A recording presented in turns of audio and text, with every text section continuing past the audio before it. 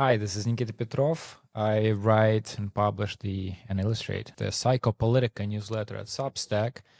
And I've also done a lot of work over the years with Robert Wright's Nonzero media empire. That's the Nonzero newsletter, the Nonzero YouTube channel, podcast. Before then, there was bloggingheads.tv, meaningoflife.tv. For a time, there was the Mindful Resistance newsletter.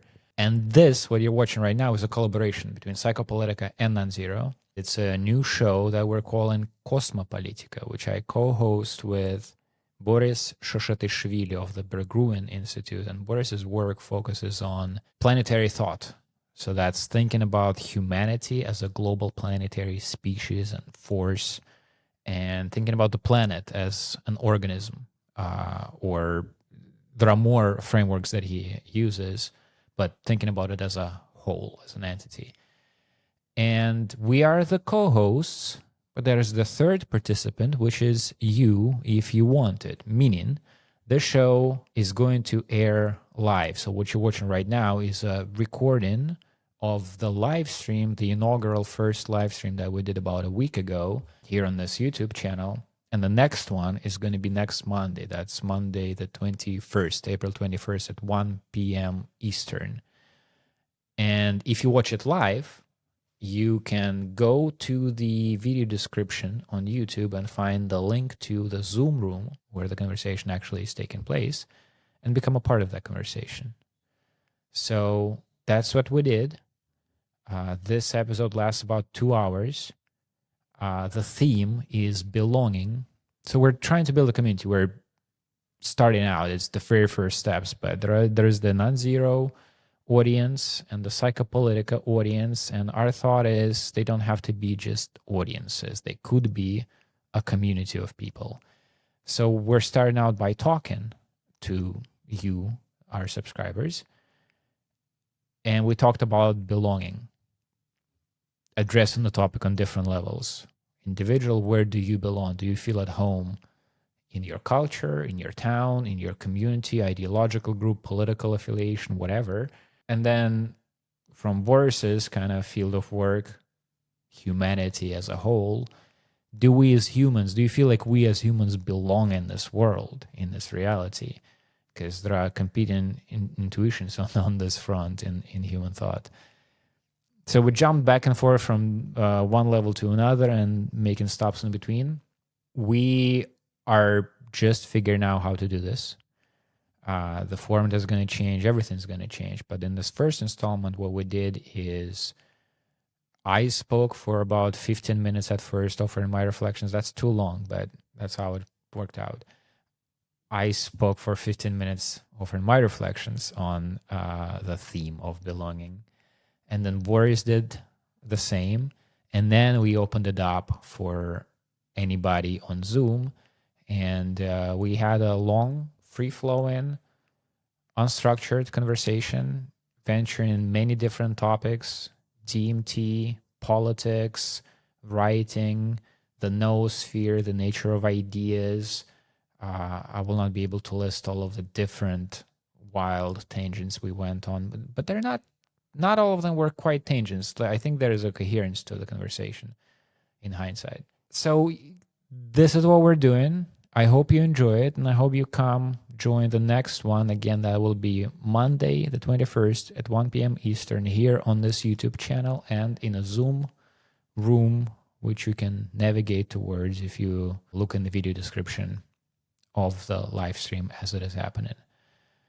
I hope you enjoy it. Hope you join us for the next time. Take care. When the war in Ukraine started, I left Russia, as many people did. And this question of belonging to a larger group suddenly became very stark. Because on the one hand, there's a very clear sense of not belonging to my country that I felt at the time, because the country went to war, and not just went to war, there's immediately a ramping up of the control over speech, media, everything. So it's not just that the war started, it's also you can't even say out loud that the war started. At the time, now people use the word a little more, But at the time, even just saying war instead of a special military operation was a serious offense, not to say anything of going out to protest or trying to do anything about it. And so I left and many other people left. And there is, on the one hand, this traumatic experience of having to re-envision your relationship to your country, your culture, your people, because a lot of people supported the war. And at the same time, I landed in Yerevan in Armenia and spent there 2 years after that. And there I found myself feeling like I belonged because I was a part of this whole wave of Russians who left. And the city got kind of overcrowded by us. But, at least to my face, Armenians were very nice about it. It seemed like it was a very warm feeling. So on the one hand, I felt a part of a group that was coherent, made sense, and I actually liked them. Like walking through the city, seeing the faces of people who are in the same situation as mine. And then talking to them, people started opening bars and cafes. People started working together with the local population. Some of the people, who came from Russia to Armenia, were Armenians who never lived in Armenia, but it is their homeland, and they might have like parents there or whatever. And so there are all of these processes. So on the one hand, I'm seeing Armenians as a group, and they're very actually like cohesive and coherent. There's a feeling that you get from the Armenian people after you live in Armenia. A lot of people will talk to you on the street, and so you will really get a sense of how these conversations go, and they're very warm and very welcoming. And so I start to develop a sense of, here's how a community can be. Here's how other people experience themselves as a part of a larger whole. Then you see the interaction between these Russians and these Armenians and these people kind of in between, the like Moscow Armenians.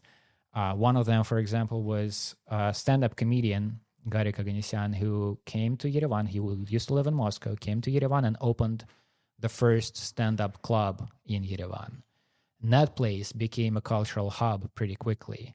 This is where there was no stand-up scene, or almost no. Like there are a few people trying to do open mics here and there, but now there's a place, and stand-up is happening there.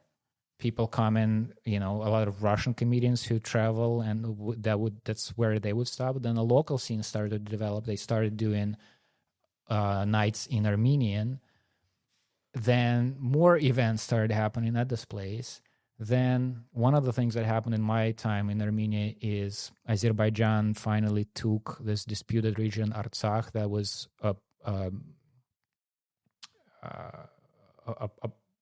point of dispute and war for decades. Azerbaijan claimed it. The army moved in, and the population, basically the entire population of the city, just picked up their stuff and left before the army moved in.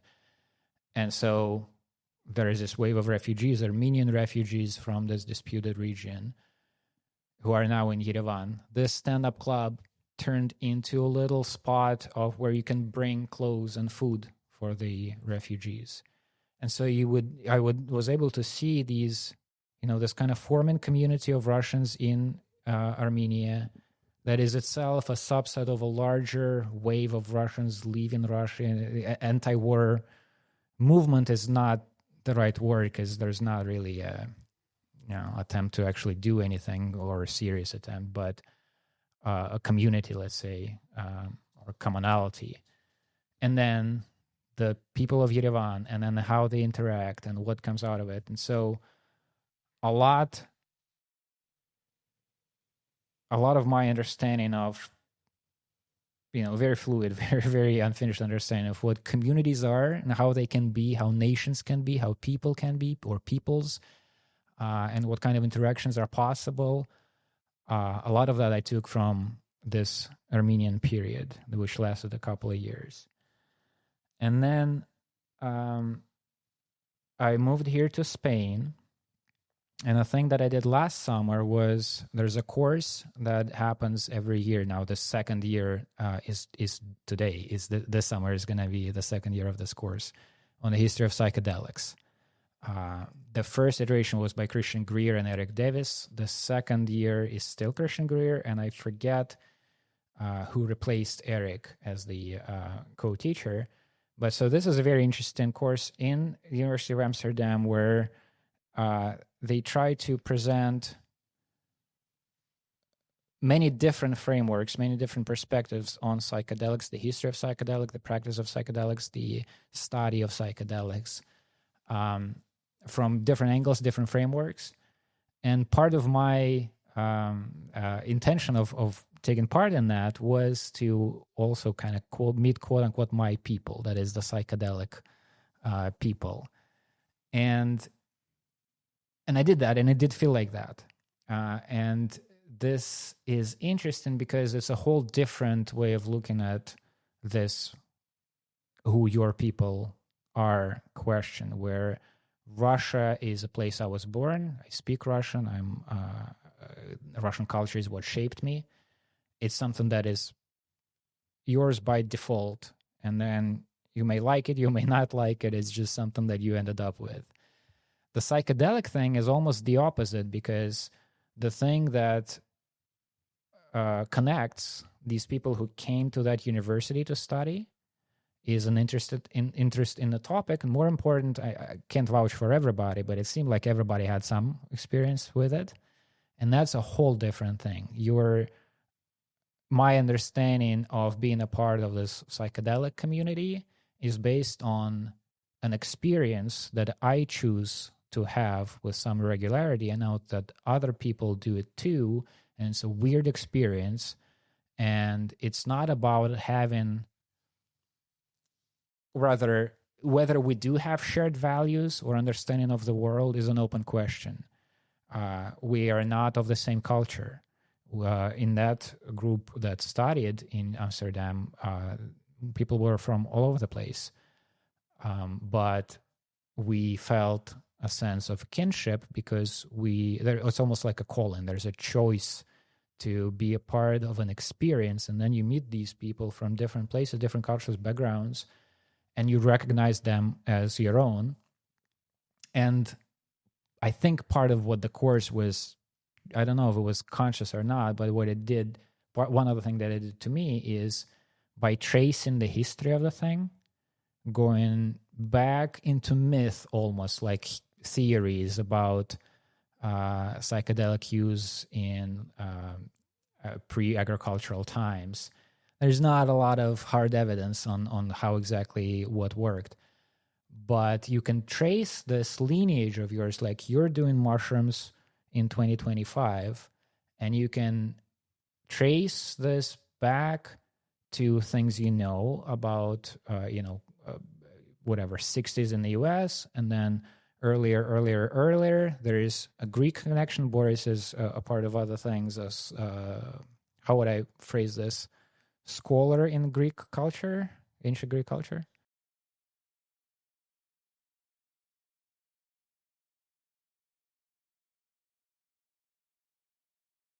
So Ulysses is a part of this psychedelic story because it was a huge thing. It was an annual festival ritual. We know that some kind of a potion was consumed. We know that people experienced visions.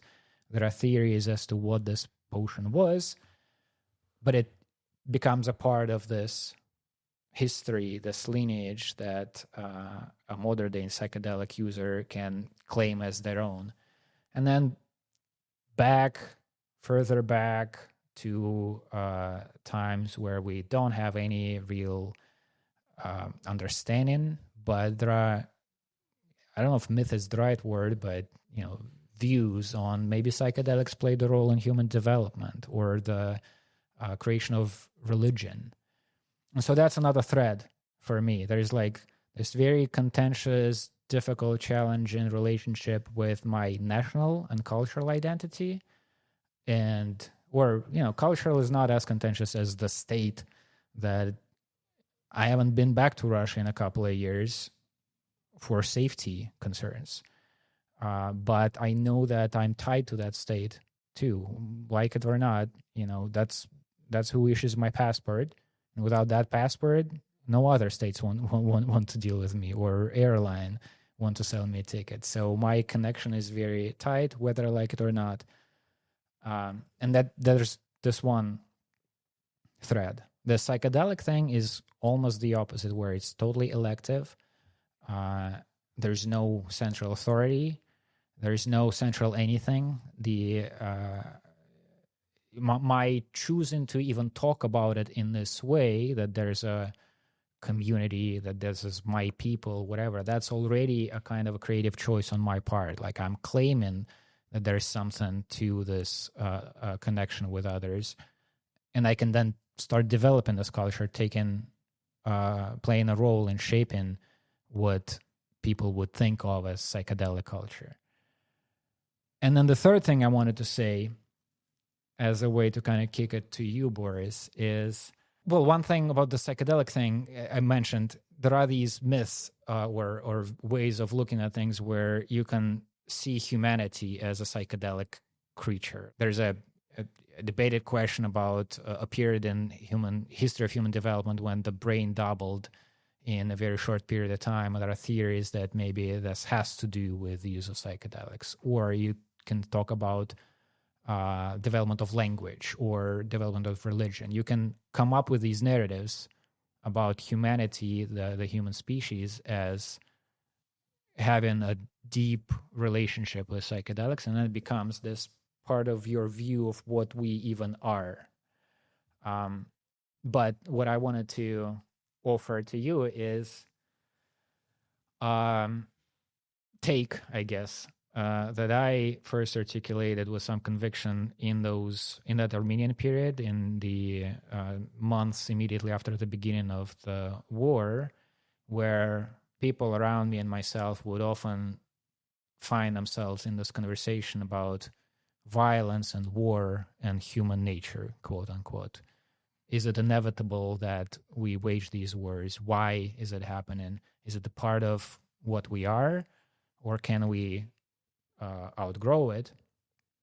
And what I ended up settling on myself is the idea that the question is phrased wrong, because what we are is not a species. If we were talking about a species, well, rewind 200,000 years, we're one of the Homo species. There were a bunch of us. Even more than, if you expand further than the Homo species, we're one of the peculiar species. Yeah, probably even that time we had some qualities that are not widely shared in the animal kingdom. Maybe like a language that's more complex than you see in other places, though, like, we don't know much about dolphins' language, for example, still. So even that could be contested. But it was, groups of these animals, 20, 30, or however many per tribe, occupying some place in the ecosystem. Peculiar, sure, but octopi are peculiar as well. They were not this planetary force that is the focus of your work, Boris. And so that was the same species, though. That was us biologically, the species. So when we talk about humanity and what is or is not in our nature, I think we're talking not about the species. We're talking about something that's happening to the species, and that started happening not very long ago.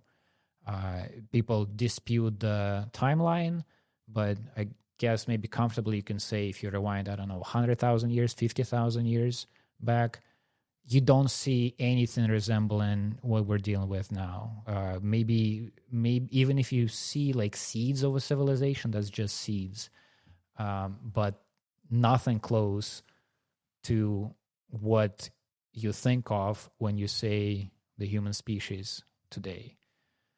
And so to me, then, the answer that this is kind of a way out of this question about war at the time. You can't say that war or violence is in or not in the nature of humanity, because humanity doesn't have a nature right now. It's one of the species, you can say one of the Homo species, you can say one of the species on Earth that's going through something really, really weird that we don't see in other species. And so the question should be, what is this process? What is this trip that we're on, as opposed to a biological form of life? So those are the things I wanted to kind of just throw at you and see what you want to choose from this to react to. And then I think after that, let me see how many people are. Okay, we have a few people in Zoom and more people on YouTube. And those people on YouTube, if they want to, can go to Zoom by clicking the link in description. And so, Boris, I want to give you the floor now. And then after you respond, maybe we can invite people to come with, could be a question, could be reflection, could be an answer to the question, do you belong someplace, or do you feel like we belong in this world as a species, or really anything else that you want? Because again, part of what we want to do here is to try to just make these connections and see what happens when we start talking together. Okay, now I'm going to shut up. I've been talking in monologue for way too long. It's a consequence partly of this thing being an experiment. I don't know yet how to do this properly. But so, Boris, now, please react to anything that I've said. No, it's a feast of ideas, and I'll try a few of them out and offer some. I almost have like some metabolized forms, but that's getting really deep into the biological metaphor. But first I'll share that when I was 19, I'd studied abroad in Greece, in Athens. And we were learning a little bit about the Eleusinian mysteries. And, we realized Eleusis is, a walk from Athens itself, from the center of the city. We were living in Kolonaki and Pangrati, these two districts. And a couple of my friends and we decided we would recreate as much as we could what was called the Ierodos, the holy way from to Eleusis, that there used to be processions at certain parts of the year to go to participate in the Eleusinian mysteries. And, it was like 4 of us, I think. We got up really early, and it was like, it was, I think at this point, probably September, but still really getting hot towards the middle of the day. And the road, maybe there was a better way to do this. We were not very organized as 19-year-olds. So we didn't bring too much water with us. When we started out, it was cold in the morning, and then we walked for like 5 or 6 hours along the highway. It wasn't like a particularly scenic road. But we arrived with kind of heat stroke. We finally got there. We got to the sanctuary. The official kind of attendant who managed the exhibit there and everything was kind of shocked that we stumbled in completely red and covered in and sweat and everything, and then we spent some time there. And I don't have direct experience with psychedelics, but one thing that was interesting was we ended up busing back, because I think we were just by that point we had gotten up way earlier, had stayed up really late. We had this whole experience. And I still remember actually kind of the nap that I took when I got back from Eleusis. Well, one of the deepest naps. It's a strange thing that I think about it, and it occupies a lot of mental landscape, how deep the sleep was for those 2 hours, in that 4 p.m. or whatever, when we had made this whole circuit to Eleusis and back. And, I never thought about it as having any extra meaning, but it's an interesting thing when a sleep state stays with you for, now 18 years. I still kind of think back as that was one of the... Wait, so there's not a dream, just the sleep itself? The sheer depth of how much I needed the sleep, how deep I went into the sleep in those 2 or 3 hours, and yes, I don't know yet what to do with that. It's the first time I've kind of really, it's not that it's that personal of a story, but it's, for whatever reason, it feels like actually the walk to Eleusis, the way we entered the experience and came out of it, still left this kind of indelible mark on my memory. So that's just one kind of little story to resonate. Boris, let me just throw this thing very quickly. I'm going there in May There's going to be like a tour of ancient Greek oracles, and Ulysses is one of the stops. And the whole premise of the thing is dreams and sleep in ancient Greek culture, because I know nothing about it. I'm kind of going in blind. But apparently there's, an approach to prophecies were taken in from dreams, right?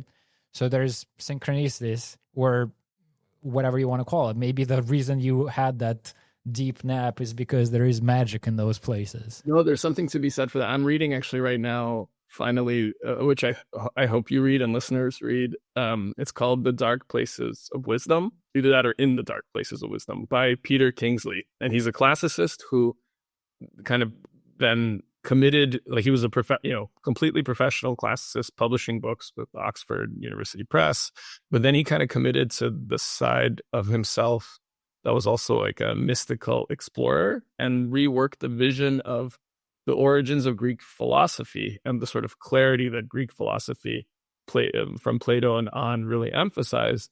He saw actually their origins in these practices, what was called incubation, of going deep into sleep in caves, and that connected, as you were saying, with mystical sites. But there would be, attendants who would kind of welcome you into these spaces, kind of watch over you. And sometimes that was in order for healing purposes. Sometimes it was, in order to kind of gain wisdom.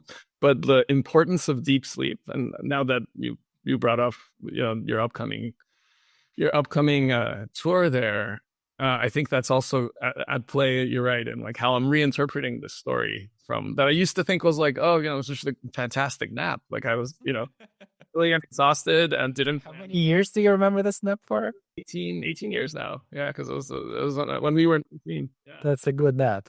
Yeah, totally. So yeah, it really was. So okay, so that was that's just the story that I think you're right touches on some of the themes that you brought up, but the more direct engagement with belonging, pulling together a few strands that I think you already started to pull together, and then moving towards the planetary would be, this was kind of, as I was reading the post that you put forward for us for today, and then listening to you, I started thinking about kind of splitting belonging into identity and community as kind of distinct concepts that both contribute. And on the community side, and I think a lot of what you said relates to this, on the community side, I almost feel like it's what you do together or suffer together or feel like you're implicated in being done in your name. So community to me feels like the sort of the practice dimension of it is very important. So in your case, out of the different strands that you spun out, I would say, when you left Russia, it was grappling with, the implication of what was being done in the name of being Russian or et cetera, and how much agency you had or didn't have in relating to that. And then you found other people, in Yerevan who similarly, had gathered. And so hence you were all experiencing a kind of a agency suffering, lack of agency, mixture together. And so there was kind of a community in that. And then the experience in Amsterdam with the history with the lineage of psychedelics, but also being together with people who have the same interest, maybe the same practice, and even being in the same physical place at a conference oriented on that, where you're encountering each other, listening to the same talks.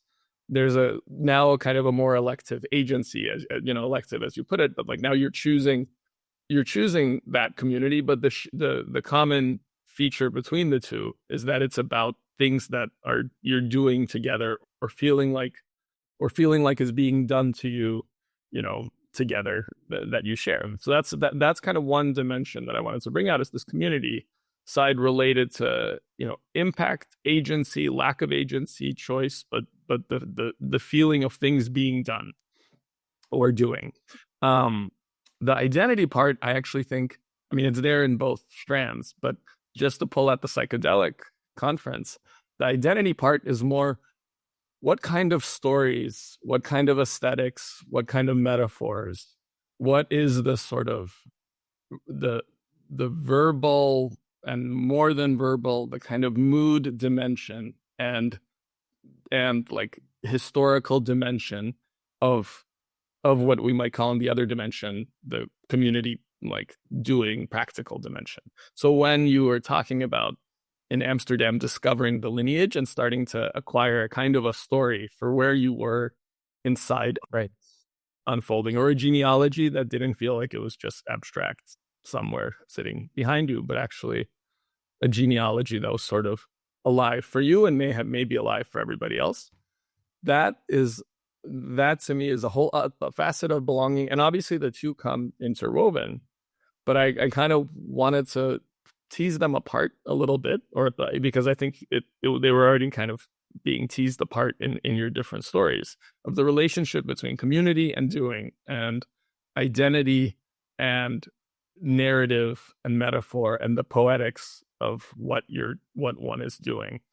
And now, like that, actually, I think we can bring into conversation with the planetary. And helpful, this isn't a framework I actually had until your post and until today in this conversation. But with the planetary, one of the things, and with what is happening to us as a species, I like this idea of saying that on the one hand, biologically and even evolutionarily in the strict sense, we're a hominin species, or we're one mammalian species among others. So there is that side of us, and we shouldn't kind of forget that there is that side of us. Sure. But at the same time, like you emphasized, the weirdness of the trip in the more psychedelic language, the weirdness of what is happening to humanity is that at the same time as we're biologically a species, from a planetary perspective, we are, a host of different things that aren't quite, that don't quite map onto what species typically are in an ecosystem. So the three that I focus on is we're a planetary force. We impact the greater system that's around us in complex ways. That's one way of like starting to find a language. Like this is the more now identity dimension of finding a language for what we are. We are a whole, potentially we're co-creating an entirely interwoven, but at the same time differentiating from the other spheres of the Earth sphere. So this is this noosphere concept that we bring up in many of our conversations. And a week and a half ago with Bob, we talked about this a lot, but to emphasize this one in particular, because I think it's like a really kind of striking discovery that Earth scientists kind of thinking about how the Earth works, then started seeing, well, wait, I'm looking at the Earth system, and then I'm looking at how the Earth has these interacting layered spheres of the lithosphere, the hydrosphere, the atmosphere, the biosphere. But then all of our technologies and all of the different thoughts and feelings and irrationalities that we exchange all around feel like they're creating another sphere on this Earth. So in that sense, Earth scientists kind of almost stumbled into thinking about human beings as something like a peer to the biosphere. So there's the biosphere, and suddenly there's another sphere that we're like, either that we are or that we have an outsized role in shaping. And so suddenly it's like biologically we're a species, planetarily we're the biosphere's peer. Like it's you could say kind of companion, but the nature of the relationship is in question. Like how are we relating to it in the other spheres? And this is like there's a weirdness in thinking about a mammalian species this way. I mean, I think you brought this up. There's like it's a weird thing to like on the one hand like know that you're a species, on the other hand to start thinking of oneself as participating as a planetary force, which like we might imagine like an asteroid hitting the Earth, like the one from 60 something million years ago that destroyed so many of the dinosaurs and a lot of mammals to rise, like that there might be a sense in which we need to also think about ourselves in that way. And that's just one of the ways to think about ourselves. The sphere one is another. The superorganism that you mentioned earlier is yet one more. And so, so I think that's on the kind of identity level and this is maybe the last thing I'll say before opening it up. So on the identity level for the planetary sphere, these are some of the ways we've started talking about and telling a story of what we are. Like even the story of like the biosphere emerging out of the other spheres and then a noosphere emerging out of that. That's kind of like a lineage, like a psychedelic lineage. And suddenly we're part of this lineage of spheres of the earth, differentiating each other and finding relationships. But we're at a moment where our sphere doesn't know how to exactly relate to the other, where we still only in like brief moments really feel that we have that dimension of ourselves. Like we're still finding a language for it. So that's the identity side. The community side and the doing things and having things done kind of in our name or by us is really interesting. I think for me, this became a distinction between what makes the planetary, at least for me, feel like something I belong to. I'm starting to belong to on a community level, like with all fellow humans, rather than the solar system or rather than the cosmos. And I wanted to emphasize, like with the solar system or with the galactic kind of scale, we learn about it and we can project ourselves and have relationships with it, and that's important. So it is something that we relate to. But with the planetary system, what we do collectively impacts it really significantly in interesting, complex ways. And so it's actually the practice part of community, the idea of like doing things together that change things around you and change ourselves, is true on the planetary scale right now, but actually not true on the solar system scale. We can't really use the solar system. Maybe one day we will, and then there'll be a community level of a solar identity that we'll have to kind of develop and have. And maybe on the galactic level, who knows, maybe this is a future for our species or other species. But right now, what's interesting is we are realizing that we can change things on the scale of the planet. And so it becomes a place where, in all the complex ways that I think your stories brought out, all of the complex ways in which community can happen in like positive, we choose to act together and do things together, but also like the feeling of being kind of pulled in to action that you don't necessarily want to be part of, but nevertheless, and so I think with the planet, we're starting to experience all of that complexity in a way that like the planet exists now as this like mega scale entity that we impact and that we, in some sense, are related to and exist also on its scale. And the solar system and cosmos exists in a kind of a different way for us than the planet. There's some of the, and there was a question in the chat about whether I'm Georgian. And yeah, I'm on my dad's side. I'm Georgian. I'll just say that I was born in Moscow and then immigrated with my family to the US when I was 5. So Nikita and I have this interesting, like overlap and distinction in our relationships to the place we were born, and the complexity. And it's a whole other conversation maybe someday that I'll be ready to have about like the kind of complexity of having identities and communities within identities and communities. So even when growing up with kind of this dual background, this it adds its own questions that you carry around. But anyway, so that was also a long monologue, but I hopefully it was in dialogue with Nikita's monologue. So for now we have monologues in dialogue, and now open up to dialogue. There's a lot of things I jotted down as what came to my mind as you were talking. So I'm a little lost with the interface here because I'm streaming this thing through Zoom. I realized if I change the size of the window, then it affects the stream. But if I don't, then I don't see who's here and whether anybody has their hands raised. So Clark, I'll ask you to help out with this.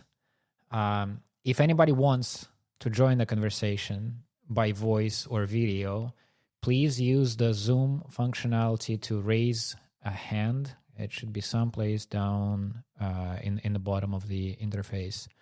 And Clark, if you see somebody doing that, I see somebody doing that. Can I speak? Oh, hello, everyone. Can you hear me? Yeah. Hey, Jeremy. Yes. Hi. Where are you calling from? From Montreal. Montreal. Nice. Yeah. Yeah. So I guess it's evening for you guys or something. No? It doesn't look like evening there.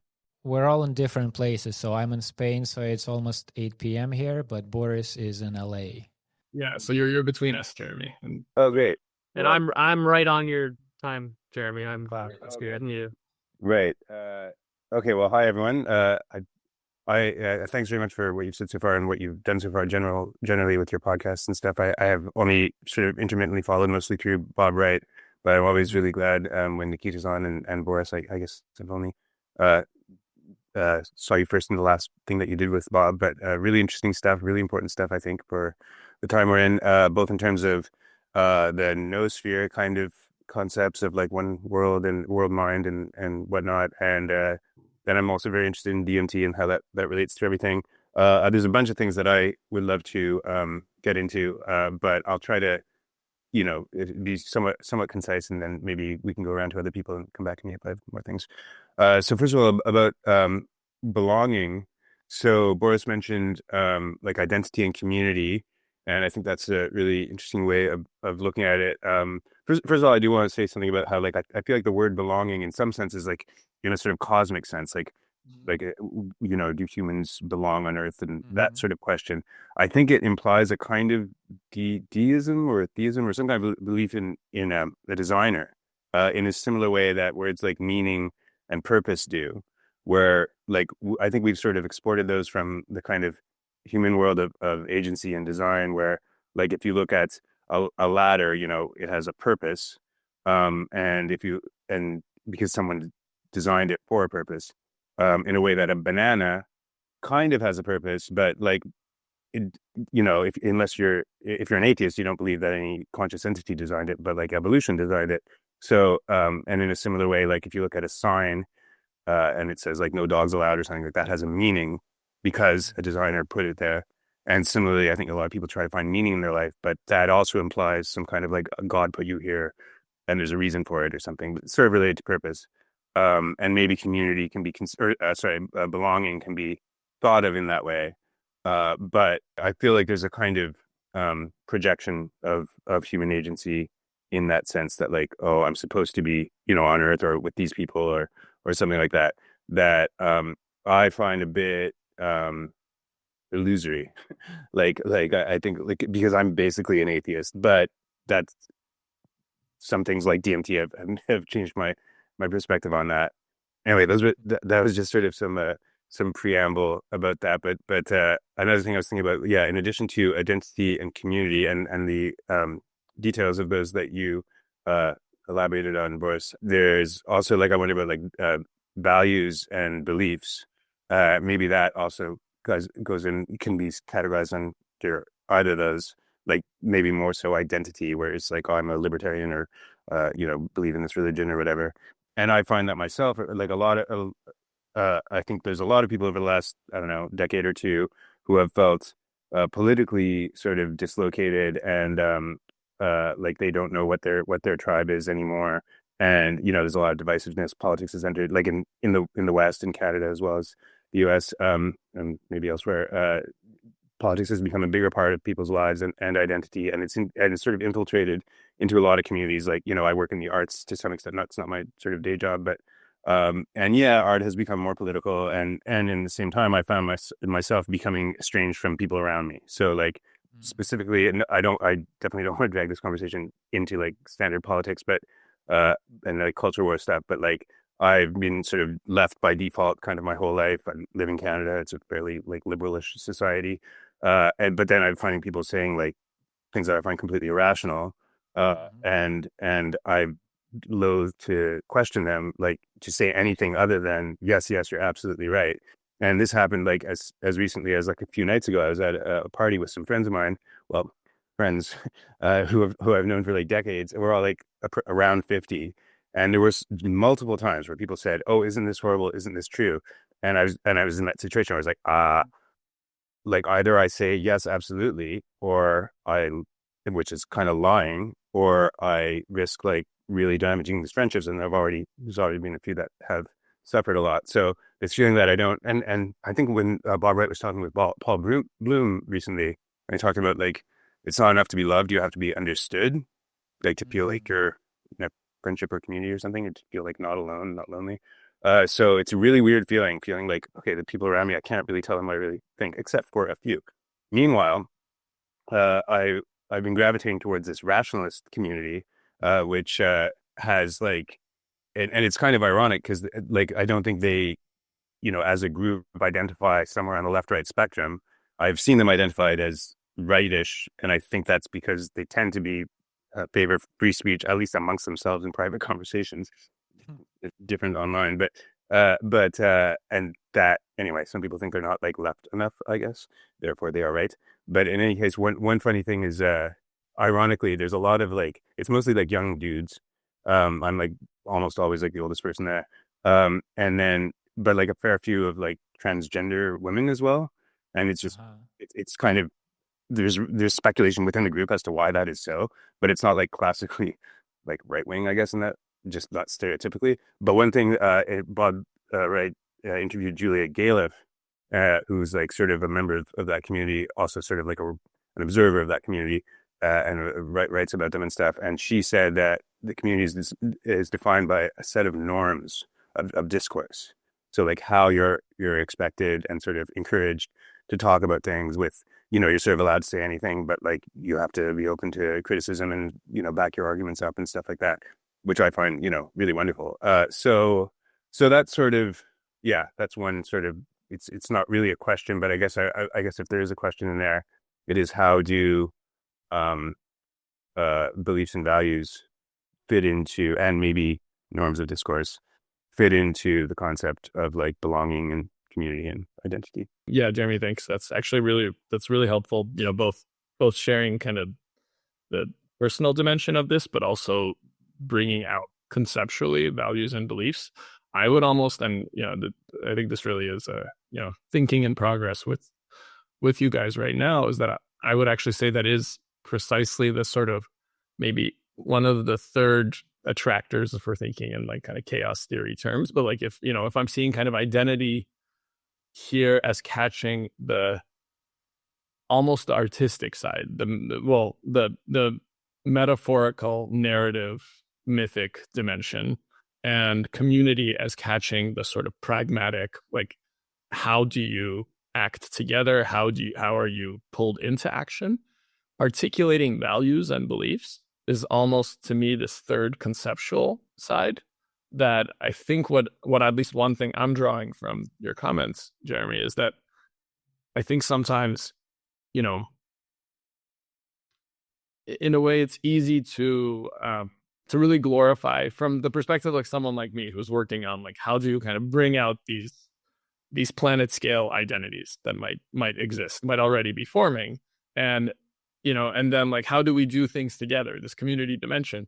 But so it's easy to also forget how kind of important the balance between those two things with actually articulating concepts and allowing space for concepts to be articulated and discussed. It's almost a more philosophical, analytical. You mentioned the rationalist community. It's this philosophical, analytical dimension that I feel like when communities are in crisis, they might like when they haven't necessarily figured out their identity, when they don't know how to act, they actually need, that's especially, I mean, you always need that ability to talk about beliefs and values and even specifically kind of find language for beliefs and values. That's conceptual.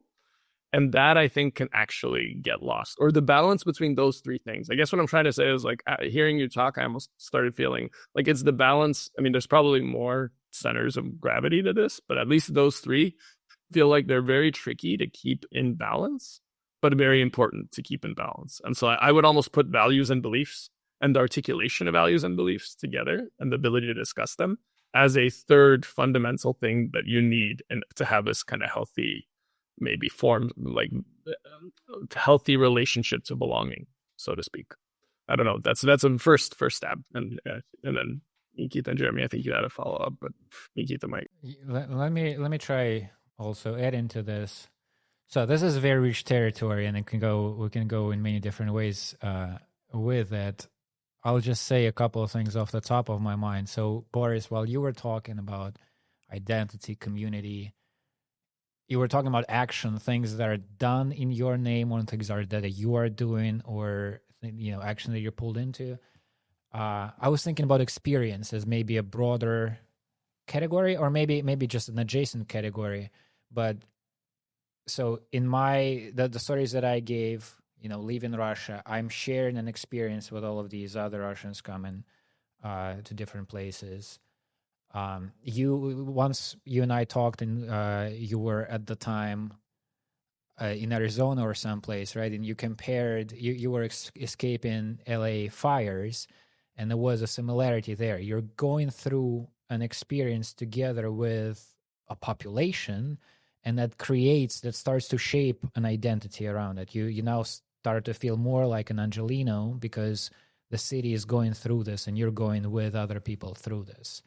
And in my other example with psychedelics, that is actually the thing around which all of these stories and the community and the studying at the university was like, there's a psychedelic experience. That's what's interesting. What happens when you do mushrooms or DMT or whatever. And that people do differently, but my approach is mostly to do it by myself. So it's a thing that it's an experience that's just mine, but once I have it, I'm kind of connected by virtue of having had that experience to everybody else who also had. And I think one of the interesting and useful things about this in terms of this broader conversation about like human identity is I was thinking you were describing these different things, different qualities of that create a sense of belonging, sense of wholeness. We normally see them in smaller, not humanity on the global scale, right? In smaller communities than that. But there you can often find specific things that are actually experiences. Like it's something that you relate to, not in an abstract way. Like humanity changes, the human species change the planet, but I don't feel like I'm doing that in my daily life. I there's never a direct thing that I do that changes the planet. It's only we do this collectively, and I only can see that. I mean, sometimes you see that directly. In Armenia, there were times where we went to some beautiful mountain or lake, and you see a lot of garbage laying around, and you realize this is not somebody else did this. This is humans come here and make this. In that sense, you can get a little bit of but it's not you doing it right now. So I thought, what are experiences that can bring you into a sense of being a part of the human species or whatever human phenomenon on a global scale? And psychedelics is one of those.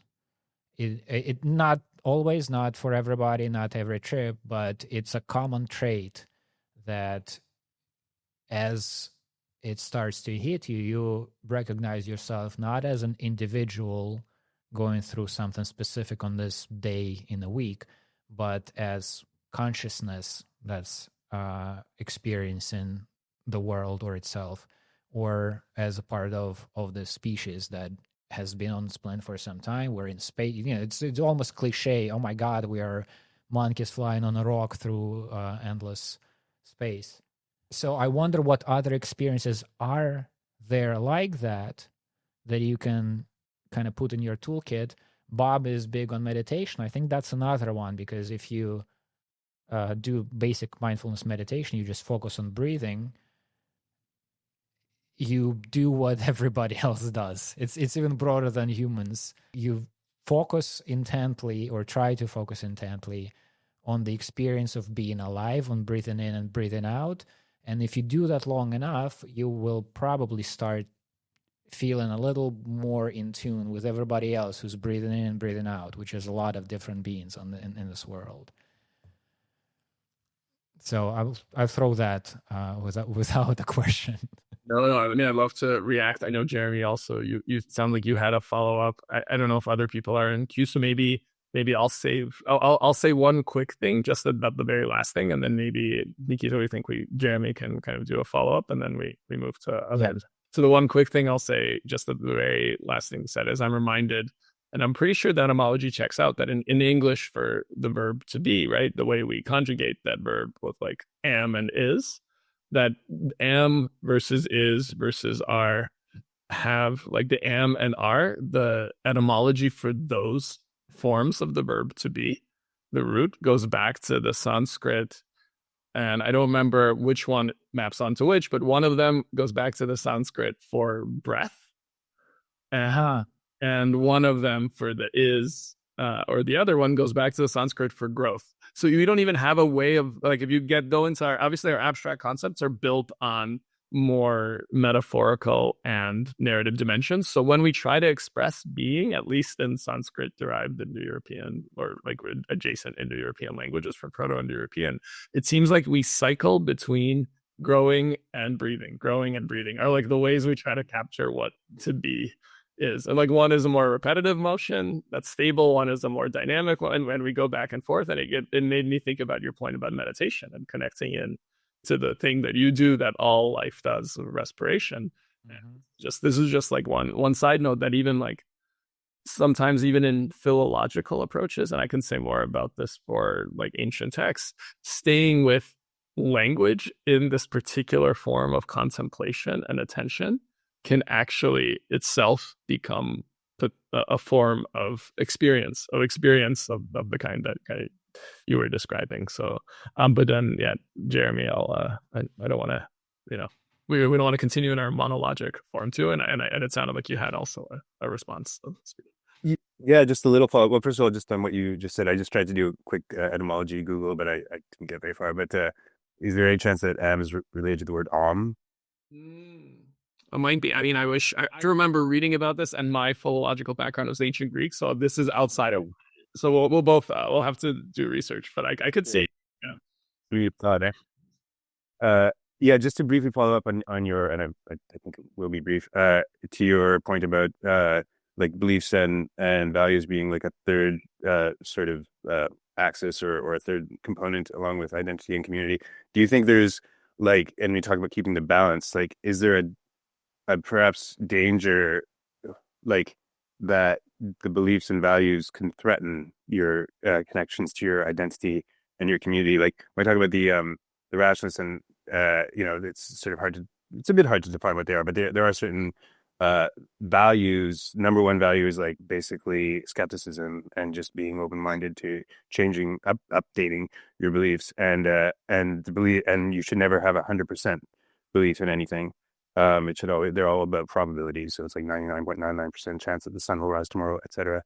But I do think that a certain, and like what I was talking about being at this party and certain like sort of statements that I felt I had to agree with, that sort of the community was built on certain assumptions, I would say, and to be questioned at peril of like being excommunicated, basically. And the same can apply to identity. If you're like, I am a person of this political identity or that one, or religion, or whatever it is, and then I'm starting to have these thoughts that are making me question things, it can be a big crisis for people, both in terms of their sense of identity and their belonging to a community.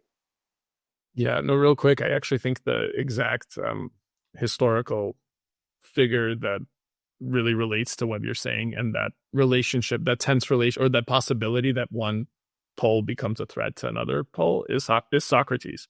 And Socrates would enter into different communities of discourse in the ancient Greek polis. Like he would come to Ion, a rhapsode who would unpack wisdom out of Homeric epic. And Socrates would say, well, you claim that you're unpacking wisdom from this ancient epic text and from this like poetic practice.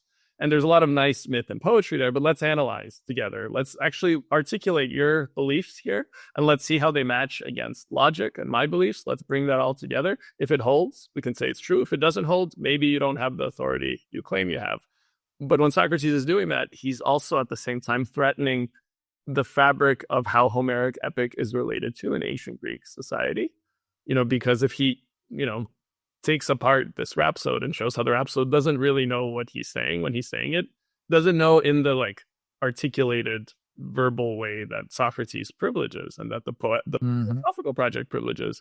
What he's also doing is then kind of chipping at a piece of ancient Greek identity and community, for like of participating and talking to rhapsodes and hearing. And he does this like, back and forth, and finally he's put to death. Right. And this is like, I'm not saying this was like a good model to dramatize.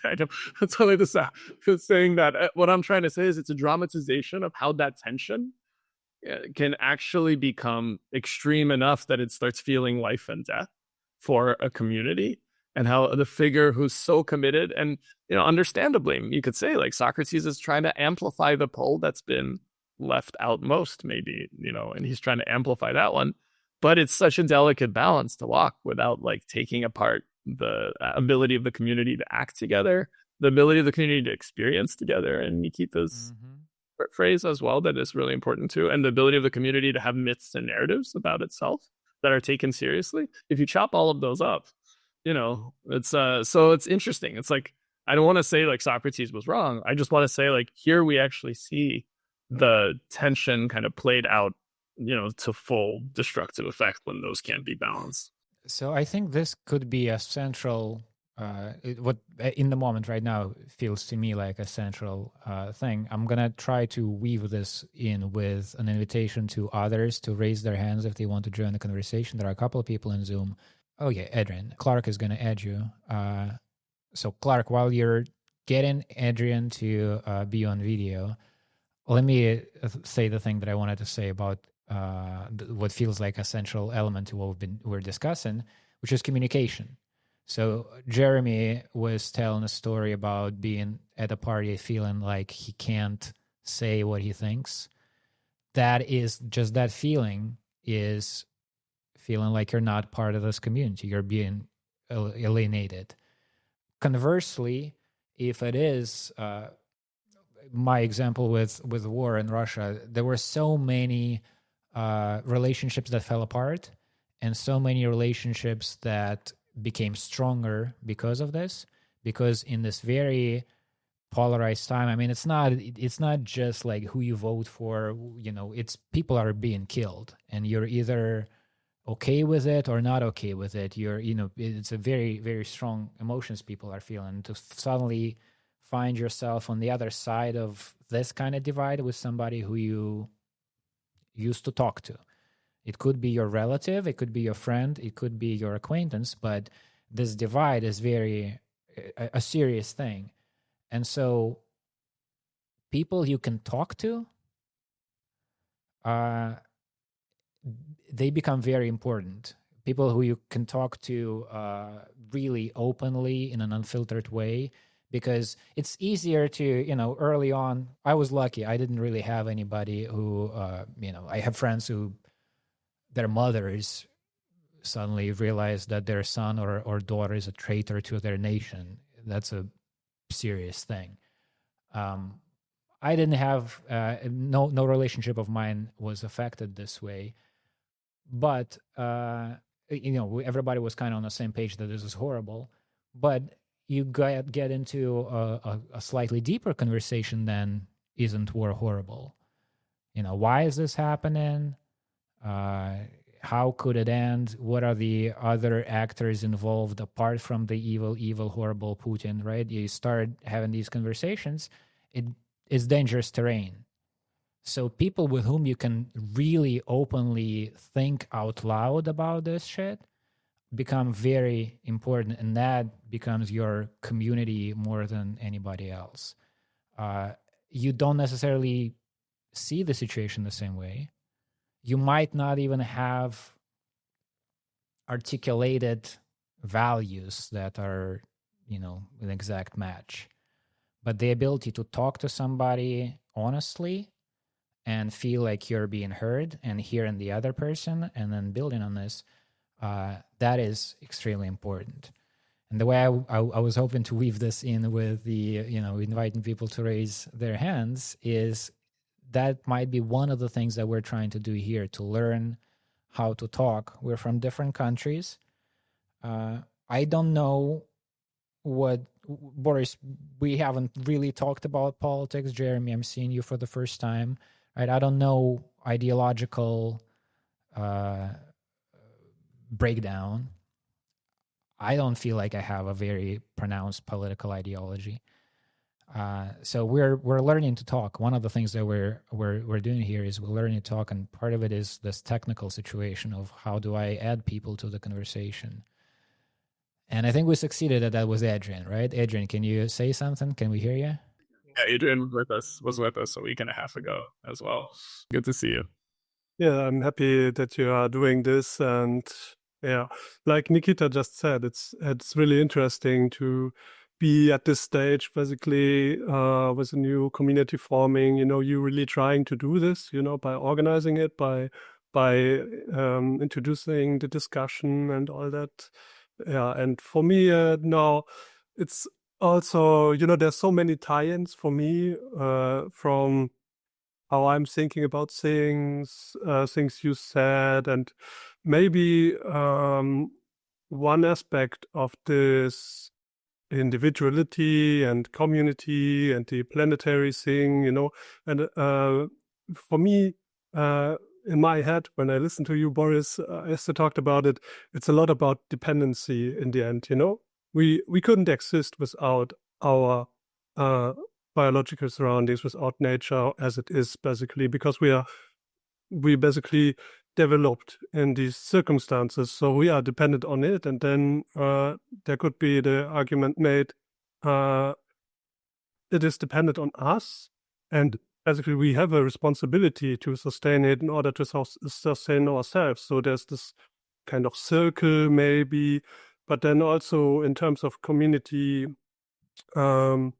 even I think at the most mundane level, everyday encounters, and usually, I guess for everybody, there is lots of them if you step outside in any shape or form, and I guess then you are already having a big impact on a lot of people's lives in just the way you respond to their presence. Do you just wholesale ignore them as much as possible because that's something that makes you comfortable, or are you able to engage really with your experience and take in people? You, I think, don't have to even do anything special, but can you just recognize another person without like a hint of hostility in you?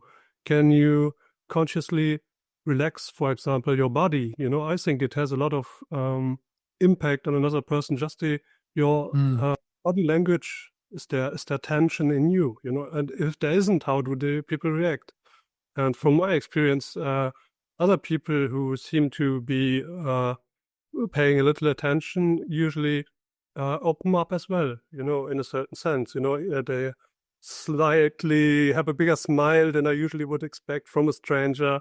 Yeah, so that's one thing, this complete dependency we are in. I find myself since leaving Armenia, in many conversations, I find myself as a kind of Armenian apologist. I keep evangelist, keep singing praises to the Armenian people. I'm in this situation right now because Adrian, we were saying about how other persons, the way they are influences you, right? If their bodies relax, what is that going to do to you?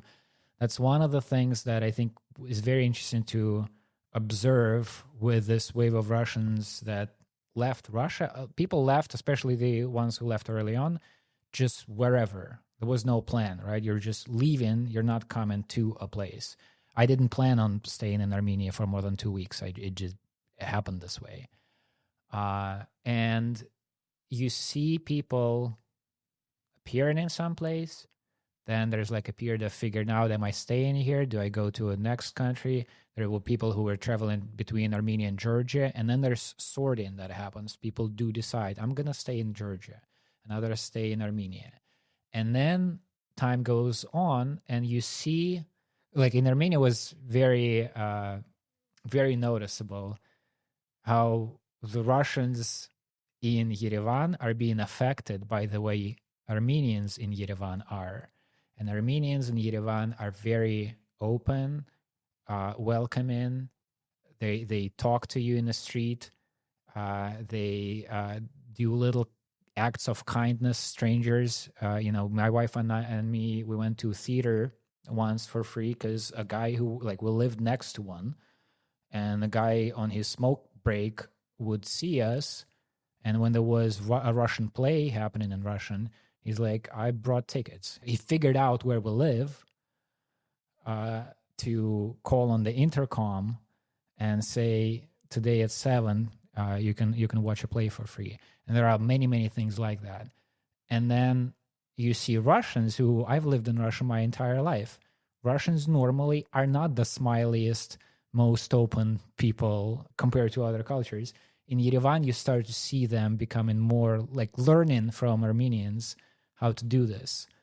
And there are more like connections. There is more, just the entire way, that population is in Yerevan. Like you could see they like by osmosis taking this from the locals. And I have people everywhere now, in Amsterdam, in Berlin, in Thailand, and everybody is starting to be shaped to some extent by the place they're in and the people who are there.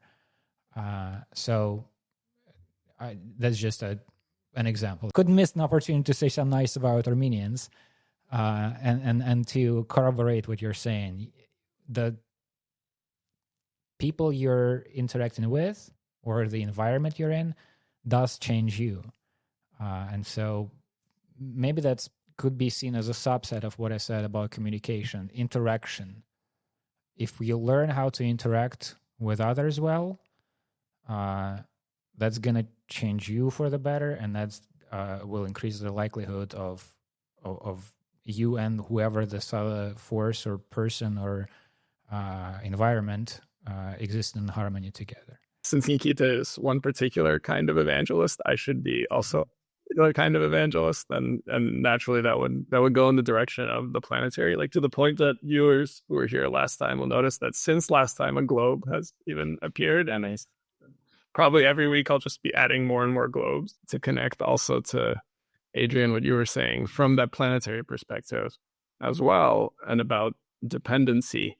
The third concept, like I mentioned the noosphere and I mentioned the Anthropocene, or the idea of having an impact or being a force on the planet. But the third concept that in a sense has the most direct connection to, I think, the really important point of dependency that you're bringing out is Gaia theory. Like this is the third one that, listeners and viewers may already know, like proposed in the late 60s and 70s, the idea that the Earth system is not just a system, it really functions kind of like a body that's regulating its internal metabolism, its thermoregulation, its temperature, and all of that. And what's interesting about this way of thinking about the Earth system is as alive, or as being body-like, is that at the same time, there are a lot of like scientists and theorists who are started thinking about human beings interacting to themselves create a kind of a superorganism. So it's not just that the Earth is a superorganism. There's also globalized human society. And I think Nikita's comment brings out also just the sheer depths of experience, and Adrian, you're pointing us of like our individual bodies inside of these globalizing processes and how we should to each other and what they do. But then there's even the question of, at the higher level, can we think about all of our interrelated transportation networks, the way goods and flows, the way we travel, the way our thoughts now travel, like, and I'm communicating, again, another important dimension that Nikita's highlighting. We're communicating with each other in whole new ways. Can we think of that as a kind of a body as well? And what happens is it becomes this very strange planetary vision. You have an ancient body, Gaia, if you're taking this theory, this Earth system theory seriously, you have like an ancient form of planetary life. And now human beings, one of our weirdnesses is we're not just a species within that body or an organ within that body, but maybe we are also a planetary body that's emerging out of the other one. And that creates, at least this is some of the language I've played with, is it creates a parent-child relationship dynamic. What's the example of one body emerging out of another body that it's still dependent on? And so we now have this sort of question of not just like, how do we look at the biosphere as our peer, as the noosphere, but we also could have a question of, there's the body of the Earth and there's the body of humanity. And they're in relationship, and it's a really complex relationship.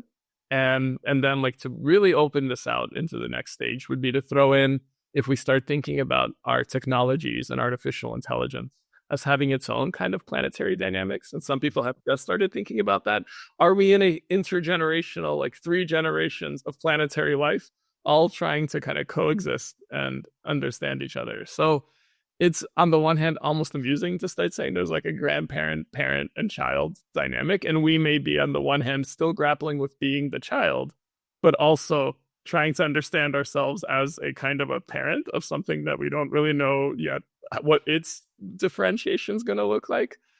And, it's very hard to translate, I think, what Adrian, you and Nikita were really emphasizing of like that human level scale where we're very used to thinking about how do we present as bodies and as bodies full of feeling for each other in person. Can we kind of translate some of that onto thinking about like how are we going to relate as a planetary body to another body that's forming or had formed before us that we're forming out of our body. So anyway, that's just kind of one other direction of thought so I think dependence and interdependence and dependence actually opens that dimension of planetarity up, I think, in a really important way. So thank you, Adrian and Nikita. Just briefly, what Boris was saying before about like Socrates being a threat to the community and identities of the ancient Greeks. Like there is something to be said for lack of a better word, like dogma, because one thing that the rationalist community has been criticized for, I have a quote right here, a quote from the New Yorker. They have given safe harbor to some genuinely egregious ideas. Their willingness to pursue orderly exchanges on objectionable topics, often with monstrous people, remains not only a point of pride, but a constitutive part of the subculture's self-understanding. Now, I feel like that's a bit unfair the way it's sort of framed, but there are like there's these Zizians. I don't know if you've heard of the Ziz group. I've heard. I've been meaning to read up on the story more, but I know the scandal. I know the people are dead. People are dead. That's the thing. So and now some people have said to me, "Oh, so you hang out with the rationalists? Don't they like kill people?" And but like they're open to ideas. And there's like Sam Bankman-Fried, who seemingly thought he knew better than other people and ended up losing billions of dollars of people. There are some people who think like the antinatalists who think the best life is mostly suffering. Everyone should be killed for their own good. So, these are all, in our meetings, we talk about these things and, most people aren't in favor of them. But yeah, once you start sort of opening up to anything could happen. And I can understand people just wanting to stay with sort of what's kind of relatively safe. That was briefly on that. But going back to the more recent conversation about global consciousness and stuff, like it is interesting that if you chat with like ChatGPT, like it's really different from Googling something where it will lead you to something that humans have written. You do get a sense that you're communicating with all of human knowledge, and so there is this sense that it is, and it not literally but almost literally, it is one big brain, like a data center. And that, like, while I'm asking ChatGPT questions, someone else is asking the same data center. Millions of other people are asking it questions, and it's like this one oracle kind of thing.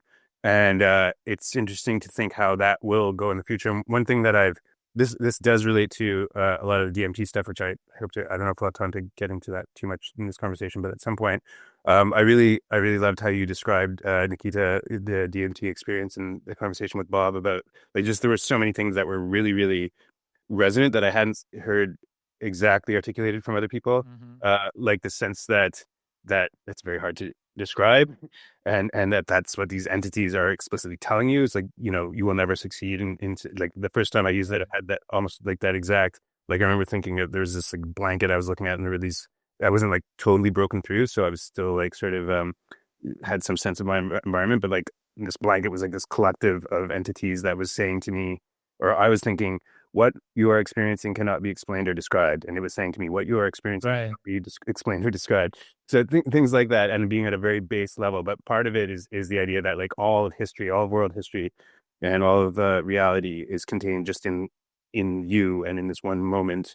And, everything else is kind of like not an illusion, but sort of like just a kind of filtered version of it, or like a constructed narrative to go around with the universe trying to understand itself or make love to itself, or however you might put it. But I do wonder if like when on the subject of like how hard it is to articulate this stuff, like I heard someone say this quote, we're dogs watching television, which I thought was really great. Like there's so much going on, and we're doing our best to like measure it and talk about it. Right. Like, it's kind of hopeless, but and yeah, DMT gives you like an intuitive sense that's beyond kind of words. But one other thing about that is like with regards to AI, I don't know if you guys are familiar with Ray Kurzweil. He's sort of like a granddaddy of a lot of thinking about stuff. He predicted a bunch of stuff, and now I think he's just trying to live till 2040 so he can join the singularity and live forever. But that is one thing that he talks about that I haven't heard about that much recently, is the interface with our brains. So I know there's like Neuralink and there's stuff that's trying to put like implants, but he was talking more about nanobots that would eventually course through our bloodstream.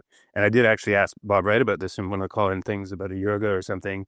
But like, I wonder just what it would be like. The vision is ultimately we will be connected to the internet, to each other, to super intelligence, and thoughts will just flow freely through us, to the point that like our bodies are kind of disposable, arguably, and we're all just subsumed into this super global, like literally a global mind that is like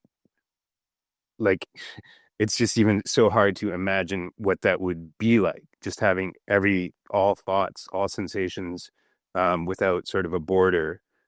So yeah, I just wonder, and that could actually happen. And I have an intuitive sense, which I can't, defend in any articulate way, but that like the DMT experience and death and that are all kind of the same thing.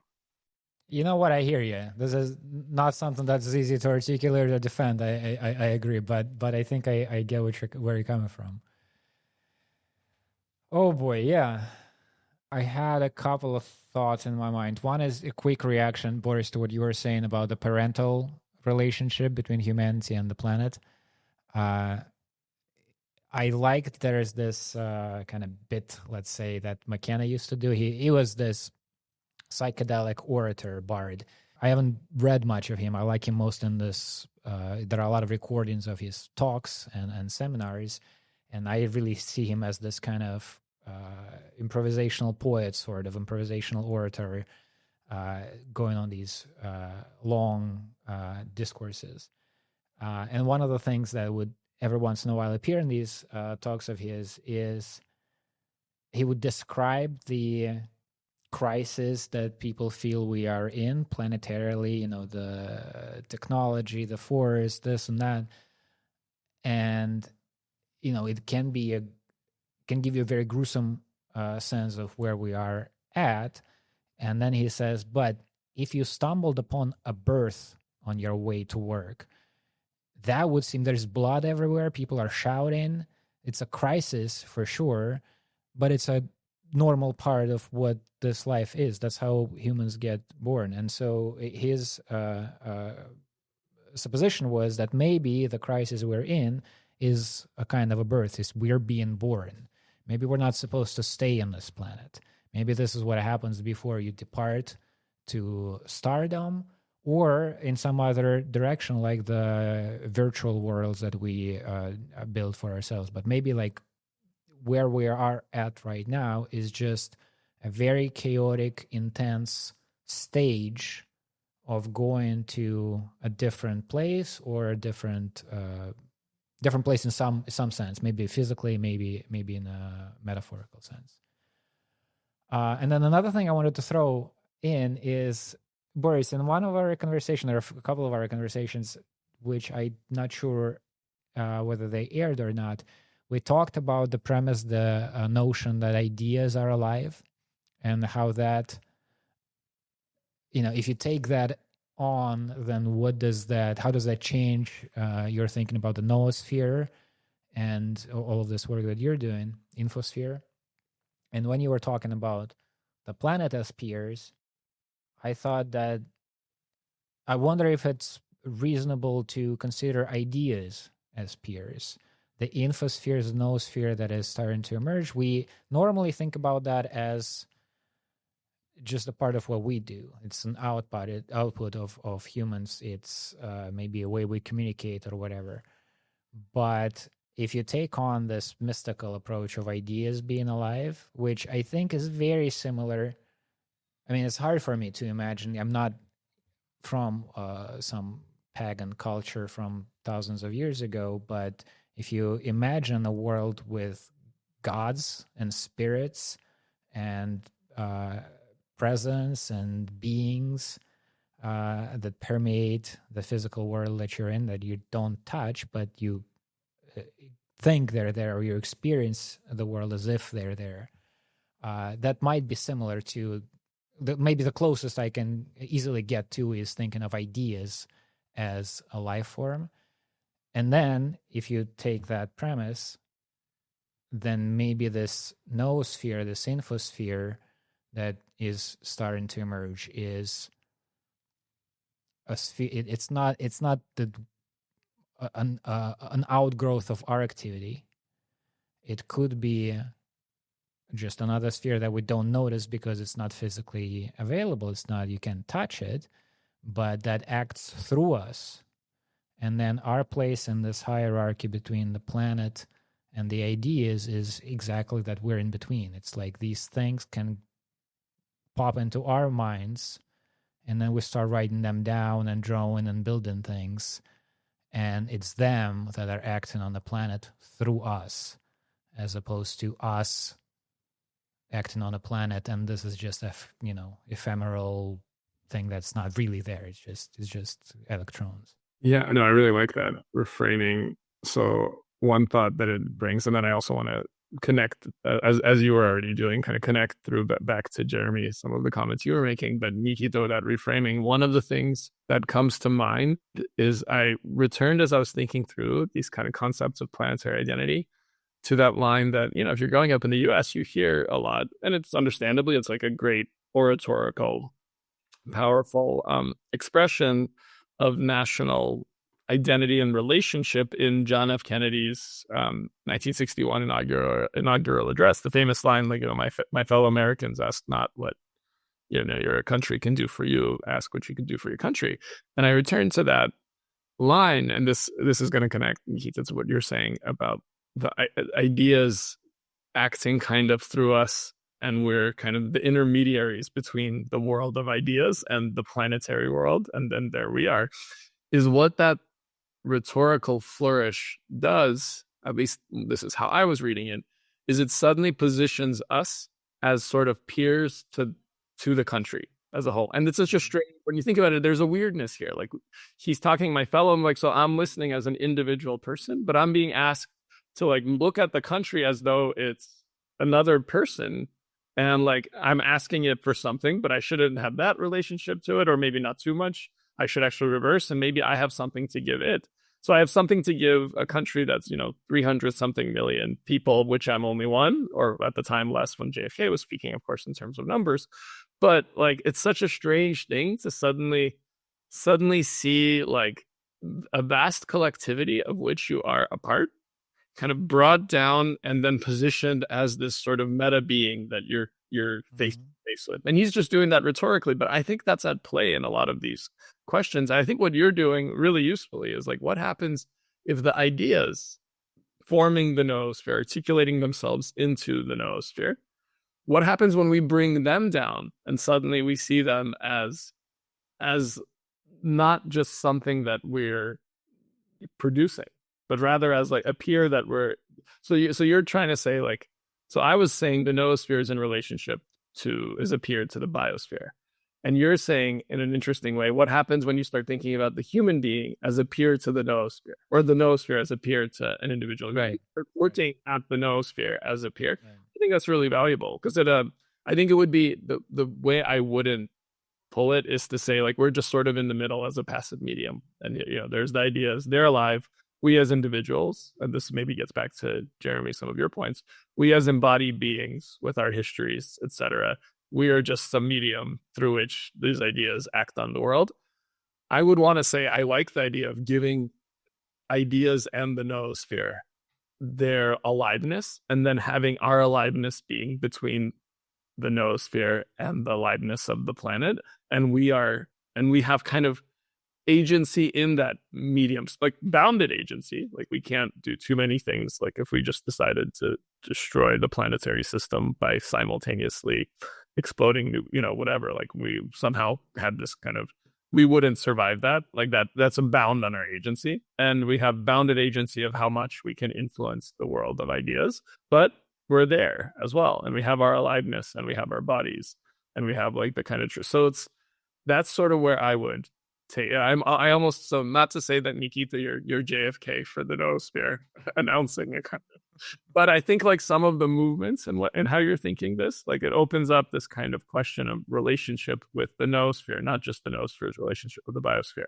And this, if there's a minute, I'd connect this to Jeremy, to what I think what you're bringing up with, with Kurzweil, the idea of like, what is the role of our body? How much can we kind of transcend our body through technology? And one of the things that I'll share in my experience, and again, this was kind of crystallizing as you were talking, is that I don't exactly know whether Zoom, AI, and even virtual, like my brother, I have a VR headset that like the Oculus 2, or I remember when I got that headset, it was this fascinating experience because I was, I mentioned on our podcast that like I was a gamer growing up, and my brother and I played a lot of video games together growing up. And he had his headset for, I don't know, months before I got mine. So he had played this table tennis game for months. And then he got me his headset and we played together. And normally, if he had a game for 2 months longer than I did, and it was my first time playing, I would, be destroyed. Like he would beat me like a while until I caught up. But with this VR headset, it was the weirdest experience. Out of the two of us, I was the slightly stronger. I just spent more time the table tennis. Not even necessarily more talented. It was just a bigger part of my life. So I picked up this game, never having played it. But because it was motion sensitive and because it was similar enough to the embodied experience of playing table tennis, I could, match him or beat him immediately, without even learning like anything about the game and the way that I would normally need to translate. So in a weird way, like this VR headset brought my embodied muscle memory into the game in a way that other video games, I had to develop new muscle memory because I have to translate things to, to like the controller, etc., in a way that I didn't hear. So there's a feeling that I almost have that like Zoom, in a way, when you think about it, it doesn't let most of our body in, but more of our body than the telephone. Like one of the reasons it's actually, and that creates its own kind of uncanny valley. Like we have slight delays, etc. But nevertheless, like we're drawn to Zoom in part because we suddenly can see each other's faces in almost real time. So there's a part of me that's like thinking the relationship between technology and the body is not so much maybe even one where we're moving in the direction of technology allowing us to transcend our bodies, but rather technology around allowing us to sort of be in communication with different slivers of our bodies more so than we were before. In which case, I'm not sure that, for some reason, that experience makes me like less sure that where this is going is us becoming disembodied with the help of technology. Maybe where it's going is we'll have like local zones where we're embodied and we're able to project aspects of our bodies and collections of our bodies to interact with other people's aspects of our, like it'll be fascinating, Nikita. Hopefully one day we meet face to face and in person. But like that'll be a fascinating experience because I feel like, we already know certain aspects. Like I have no idea like how tall you are, how tall I am relative to you. Not that, but it's like all of those things are going to will be fascinating at some point. And I'll stop there. That is a funny. I have relationships with people who are like far. Like most of our relationship is remote, Zoom, and you forget how it is with in person. You forget that it's like I haven't seen a friend for years, and then we finally meet up, and I remember that she's small. Like it's a whole different thing. Like she's just like the way she moves through the world is different, and it's lost in Zoom. I agree with you on the VR set. I had the same kind of experience of first not having it and like seeing whatever presentations ads, and it's spooky and it's easy to go into the dystopian. We're all gonna be just connected to this thing and atrophy. And when you actually play it, it turns out the opposite is true. The fun games are like little workouts. You either need to move a lot or you need to balance, or it brings you back into the body.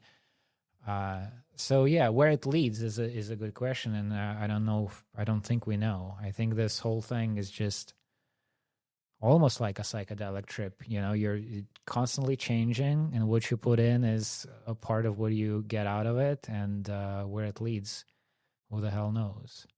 On your thing about the relationship with the noosphere, where we are in the the physical world, the world of ideas, etc., I did have one psychedelic experience where it seemed to me like strange things were happening to my consciousness, and I was trying to observe it and figure out what it is that I'm observing and how it relates to everyday experience as well. And one of the formulations that came was that it could be that the entire human experience is just what happens when these two worlds come together. The ideas, or again, I think it's almost the same thing, it's just different language. Maybe spirit is how other people would put it, but disembodied aliveness of some sort, and the world of matter, when they come together, is out of that emerges the experience of being a human being, or other beings maybe.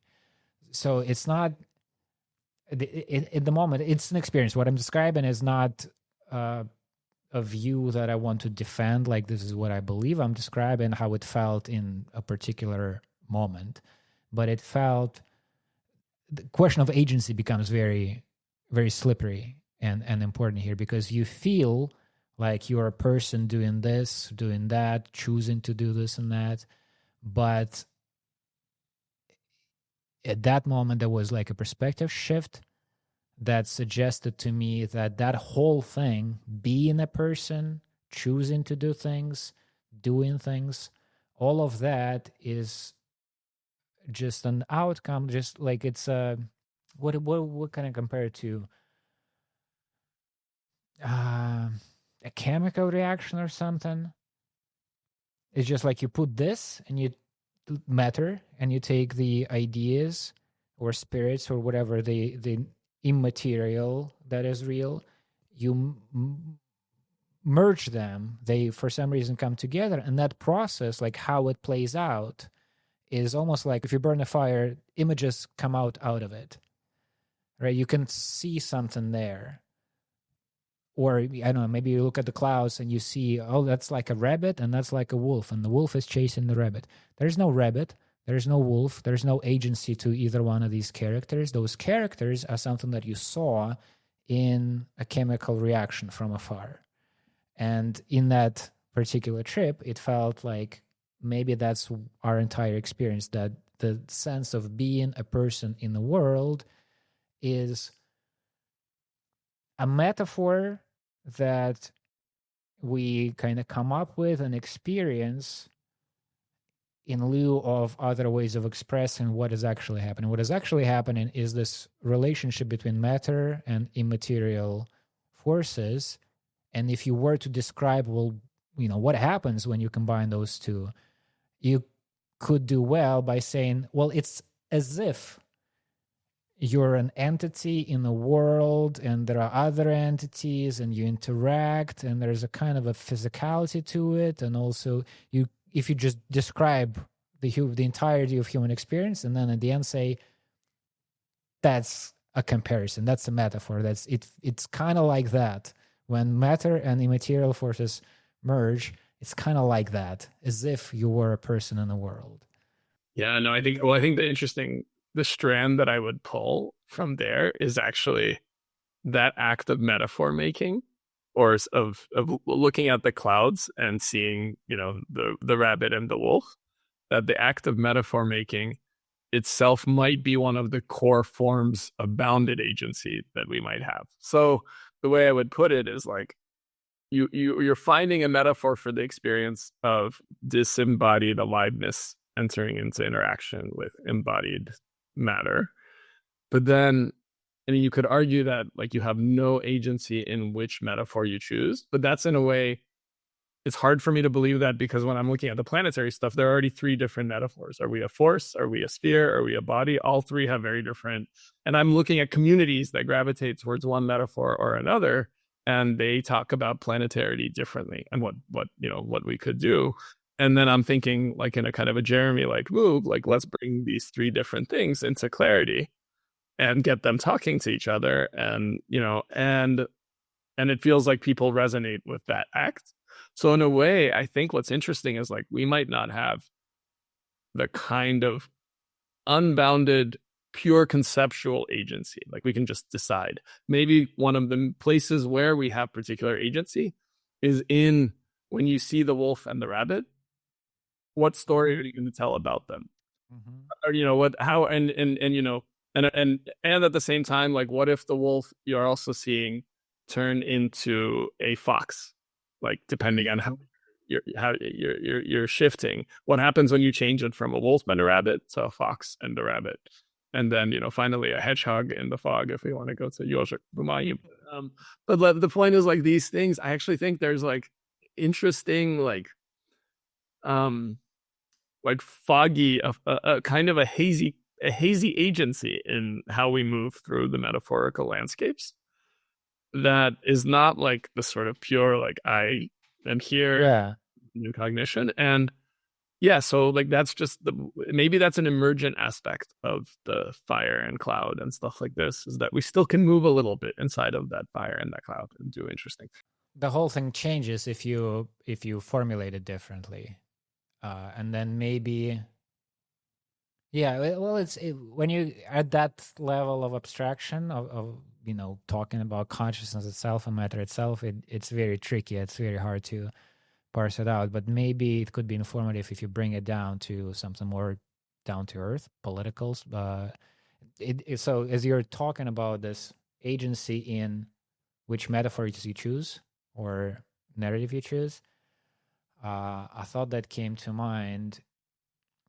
One part of what I'm trying to do here is we're gonna learn how to do this better over time. I want to find balance between all of these heady ideas, but not to just lose ourselves in a very abstract talk and try to find some groundedness in the direct human experience and our realities. And also the middle ground between those is the political. Like, what are we as, there are wars happening right now. There are countries that are changing their relationships. And it would be nice to figure out how we relate to that and whether we can change the situation for the better. So that would be the political realm. So when you're talking about the power in metaphors, the agency in choosing the metaphor, I just read finally, for work purposes, The Message by Ta-Nehisi Coates. So I work with Glenn Lowry, and it became this point of contention in the Glenn Show world, because Ta-Nehisi Coates is somebody who both Glenn and his conversation partner John McWhorter have criticized over the years. And now with this new book, Glenn was surprised to find himself valuing it. It resonated and it struck him in various ways. And John is completely befuddled by that. Like, why? What do you mean? First time Glenn brought it up and asked John whether he read it, John said, "Of course not." And so it becomes this point of contention in the world. And so I finally read it to try to figure out what's going on. And one of the things he does there is really takes on this agency in narrative. So he writes the thing as it's written as an supposedly like outgrowth of an essay assignment to his students. He's a Black writer. He teaches a course on writing at the Historical Black College.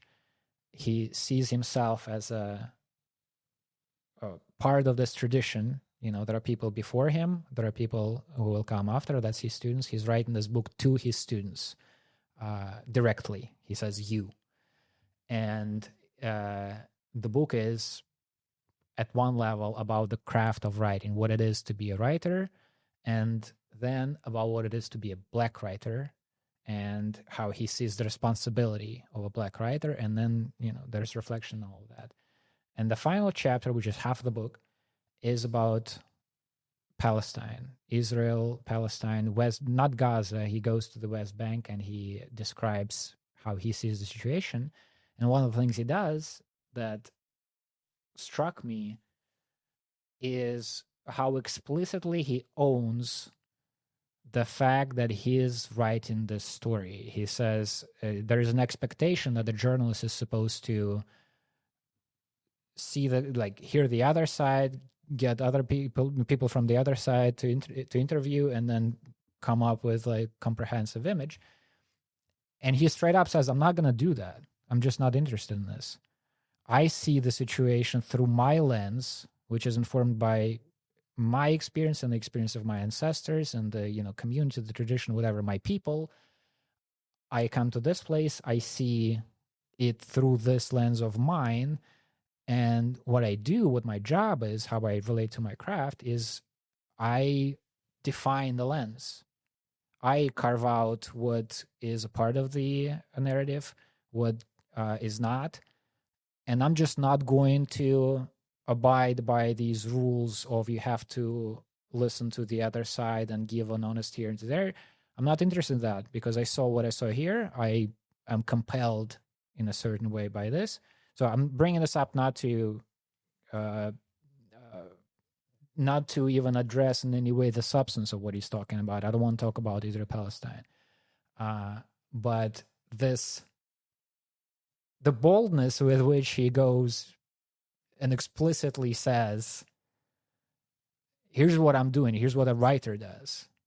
You write a story. You define how you see the situation through that. And I do it on behalf of a certain set of, people, a certain set of views or whatever.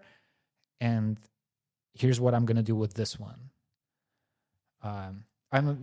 He probably would disagree to some extent with how I articulated that, but the substance is there.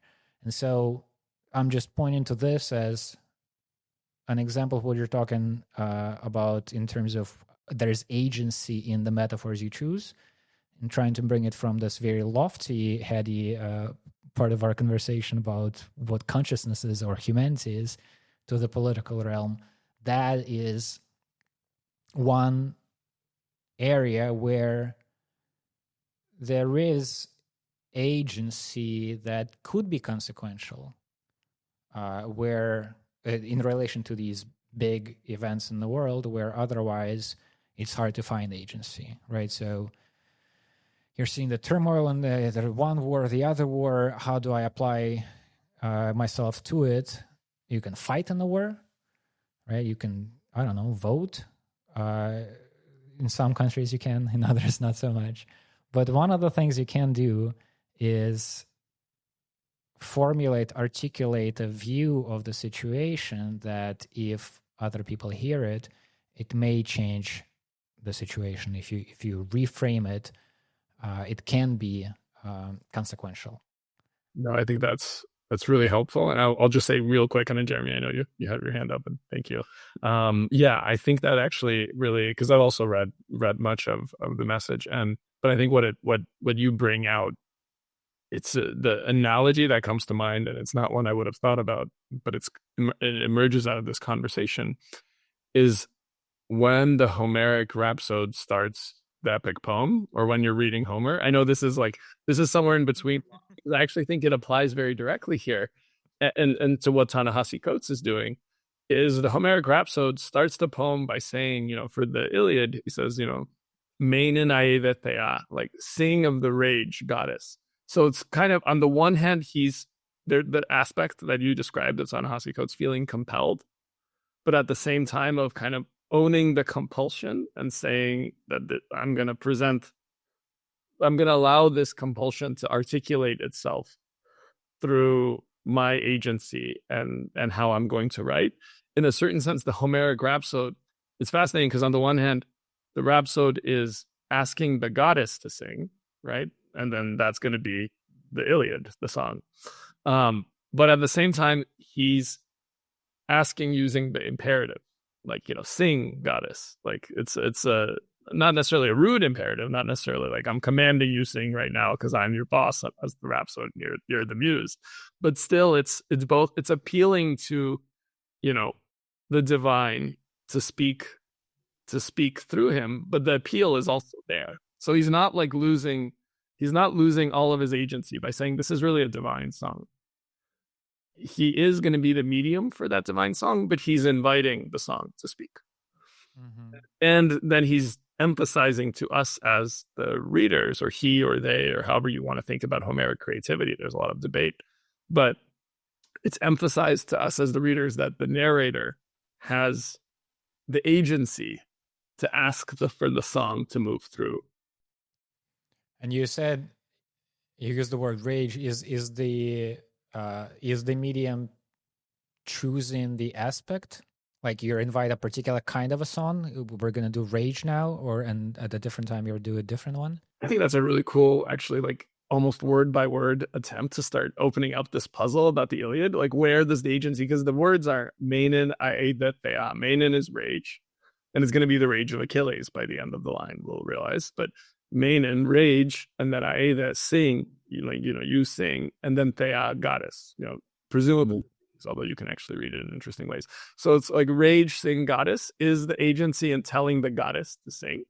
Or is the agency in deciding to start with rage? Or is there agency in both? Like that's, I think, a really cool, I'm not sure I've ever seen like a scholar kind of go into that, but just with the first 3 lines of the Iliad is thinking about the agency of the bard or of the writer or of the one choosing the metaphor. I guess that's kind of where you're coming from. Is the bard also choosing to direct the goddess towards rage? Because he says rage before he even appeals to the goddess to sing. Right. He says rage, and then he says sing, goddess. And like, it's an accusative case, like in Russian, "Denitельный падеж." So you know that rage is actually gonna, but he's still saying it first and choosing to say it first. So anyway, I think there's, I don't know if that like breaks your attempt to keep us grounded. I hope it actually like is a different grounding where we see a historical continuity, a different kind of lineage of what is the role of the creative writer who is choosing their compulsion and choosing how to express that compulsion. Mm-hmm. And I think that is kind of what you're emphasizing with Ta-Nehisi Coates, but you see it already in a poem from 3,000 years ago, at the very opening 3 words of it. But and Jeremy, Jeremy, I wanted to invite you to speak, and then I think we should be wrapping up because we've been going for a couple of hours now. Yeah, I was concerned about that. I think it's officially supposed to end like 6 minutes ago or something, but yeah, that's okay. We make up the rules. Okay, great. Well, just following on that right away. I know Paradise Lost by John Milton begins with Milton directly addressing the muse and asking it to, give him the story that he will then tell, basically. So there's a tradition, I guess, of that, and he was very familiar with Homer and everything, I assume.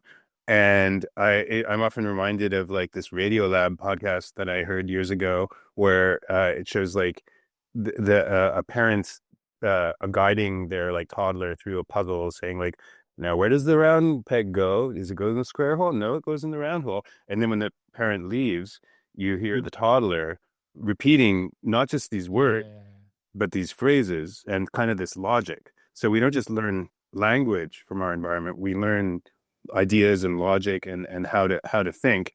And that does make me feel like I'm just sort of like a vessel through which, like, back to the idea of ideas having a life of their own.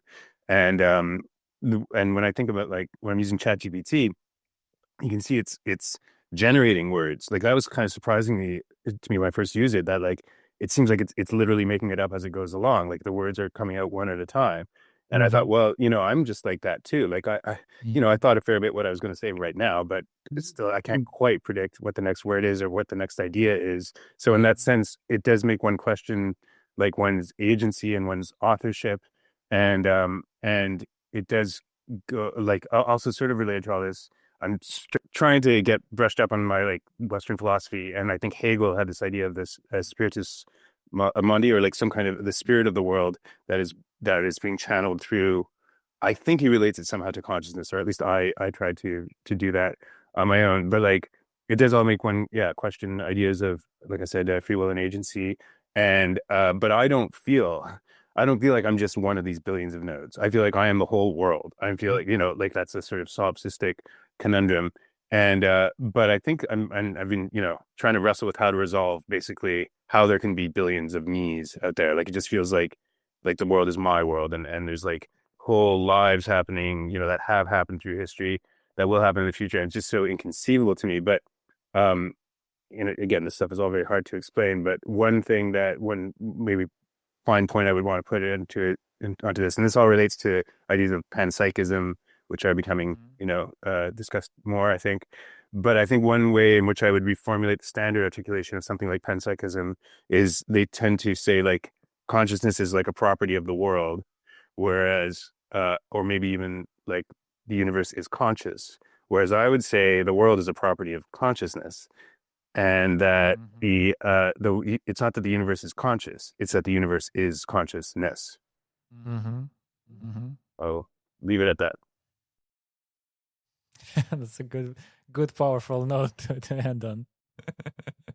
I know you were trying to bring it back to like reality, but no, but it's good to expand. I mean, we're cosmopolitica, right? It's good to be reminded of the expansion. One of the things you're saying, and I wanted to also shout out and connect this to Clark in the chat, is exactly kind of like you brought out the Hegelian vision of the world soul unfolding itself through history, and we can kind of go into that. I think for our next, maybe for our next conversation, this is something Nikita and I can play with, and then Clark brought in the Neoplatonist anima mundi, like world soul from essentially the late classical world, and rooted in the Stoics and things like. So there's also these different visions. To get back to Jeremy, what you're saying, that we could play around with. Maybe this is also opportunities for us to tie in Gnosticism again and think a lot there. But of this kind of this question of the relationship between mind, individual mind, or the feeling that one's individual mind is mind, the encounter with other minds, and what that does,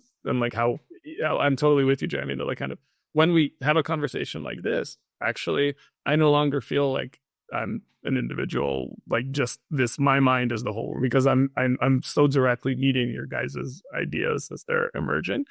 And then I kind of go back into like my thinking about something, and maybe even when I'm writing, and it's easier sometimes to slip into so it's, I can track also in myself how that shifts, and then putting that into conversation, this bigger historical dimension of how mind unfold itself in the universe or on Earth or in history. I think all of that you're really highlighting helpfully here for me. And I don't know if you want. I think I'll just try to wrap this up, because part of the idea here is I'm gonna listen to this conversation again. Like part of it is like editing and like producing the thing, not so much editing but producing. But also in our conception, Boris and I, of what we're trying to do here, we came up with this approach of there's the meeting, there's the the Zoom call, and then there's coming back, kind of like what you were saying just now, Boris. There's like right now we're a little lost in the conversation, and the conversation is what is happening more than the specific individuals making their prepared points. But then I want to go back to this conversation, and at the beginning of the stream I showed these idea cards. Find the units of meaning that were brought up, isolate them, and just put them on the wall, basically, right? And then figure out where is this conversation going, what is the point of it, what are we trying to develop more, and from there, try to develop it and make it. So I said I want to try to bring us closer to something more down to earth, but I like the unstructuredness of the soul and the ability to go on any wild tangent. And part of the reason I am comfortable with that is because I know that we're going to stop recording at some point. This is recorded now. I can go back to it and see what valuable things we brought up there, and bit by bit, iteration by iteration, see whether we're building towards something maybe practical, maybe meaningful, maybe there are different qualities we can look for in this material. But this is, to me, kind of we're in the mines, we're getting these ideas out, then there'll be a time to sift through them and figure out what to do with them. And next time the conversation is going to be a little bit different, and there might be a little more of a thread to not lose of or a ground to stand on. To that point, so there is somebody asking on YouTube, what is the next show and what are the next steps? And we actually haven't discussed that, but let me ask if there is an easy yes from both Boris and Clark, then I would suggest same time next Monday. And if not, then we'll discuss behind the scenes, and the place to look for the announcement is the Psychopolitica newsletter and maybe the Nonzero newsletter, but I can't count on that. So Boris, Clark, how is next Monday at 1 p.m. Eastern for you? I'm looking, and it should be a yes for me. I'm a little nervous that I forgot the calendar or whatever. But everything looks like next Monday 10 a.m. my time. And I'll echo with a provisional yes for now. We'll see. Okay, so then tentatively, a week from now is when the next live stream is going to happen. But to be sure, go to psychopolitica.substack.com and look for an announcement there. Okay, well, thanks everybody. This was fun. This was interesting. I'm dreading a little bit the going back to this conversation and going through it to look for these threads. Thanks everybody. Clark, happy birthday. Today is Clark's birthday, and he's working on his what's supposed to be a day off. Thank you guys. Thank you very much. No better way to spend your birthday, as far as I'm concerned. Thank you. There you go. I love that. Oh, Jeremy's got the sticker. That's beautiful. Beautiful. Frederick clap. We have celebration happening in a small way. Great. Okay. Thanks everybody, and see you next week then. Thanks, Nikita. Bye. Bye-bye.